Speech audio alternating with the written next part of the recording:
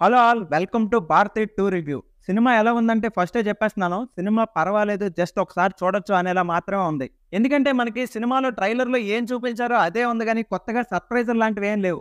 First half అంతా కూడా అపరిచితుడిలోంచి కొన్ని సీన్‌లు, భారతీయుడు 1 లోంచి కొన్ని సీన్‌లు అన్నీ కలిపి తీసిన సినిమాలాగా అనిపిస్తది. ముఖ్యంగా ఫస్ట్ హాఫ్‌లో కమల్ హాసన్ గారు ఉన్న సీన్‌లన్నీ కొంచెం ల్యాగ్‌గా ఆల్రెడీ ఇంతకుముందు చాలా సినిమాల్లో మనం చూసిన ఫీలింగ్ కలుగుతది. సో, ఆ సీన్‌లన్నీ మనకు కొంచెం బోర్ కొట్టేస్తాయి. సినిమా మొత్తానికి ఏదైనా బాగుందని అనుకుంటే అది లాస్ట్ అరగంటే. ఎందుకంటే ఆ అరగంటలో చాలా ఎమోషన్స్‌ని మిక్స్ చేసి మనకి బానే చూపించారు. ఇక సినిమా క్లైమాక్స్ కూడా జస్ట్ పర్లేదని అనిపించింది. అలానే కొంచెం ఓకే. 'భారతీయుడు 3' మీద కొంచెం ఇంట్రెస్ట్ ఉండేలానే మిగుల్చారు. చెప్పాలంటే ఈ సినిమాలో మన కమల్ హాసన్ గారి సీన్స్ కంటే సిద్ధార్థ్ గారి సీన్సే మనల్ని ఎక్కువ ఆకట్టుకుంటాయి. అసలు సమస్య అంతా ఎక్కడొచ్చిందంటే 'భారతీయుడు 2'ని 2 పార్ట్‌లుగా మనకు తీద్దాం అని అనుకోవడంలోనే సమస్యొచ్చింది. దానివల్ల ఆ స్టోరీని చాలా డీటెయిల్డ్‌గా చూపిద్దాం అని అనుకోవడం వల్ల మనకు కొంచెం ల్యాగ్‌గా అనిపించింది ఈ పార్ట్ అంతా కూడా 'భారతీయుడు 2' పార్ట్. సినిమాలో అక్కడక్కడ చిన్న చిన్న గూస్ బంప్స్ సీన్స్, చిన్న చిన్న ఎమోషన్స్‌నైతే పలికించగలిగారు గానీ ఓవరాల్‌గా సినిమా చూసుకునేసరికి మాత్రం జస్ట్ పర్లేదు అనేలానే ఉంది. ఇక చివరగా డైరెక్టర్ శంకర్ గారి సినిమా బాలేదు అని చెప్పే స్థాయి నాది కాదు గానీ, ఈ సినిమా అయితే మాత్రం డైరెక్టర్ శంకర్ గారి స్థాయి సినిమా అయితే మాత్రం కాదని చెప్పగలను.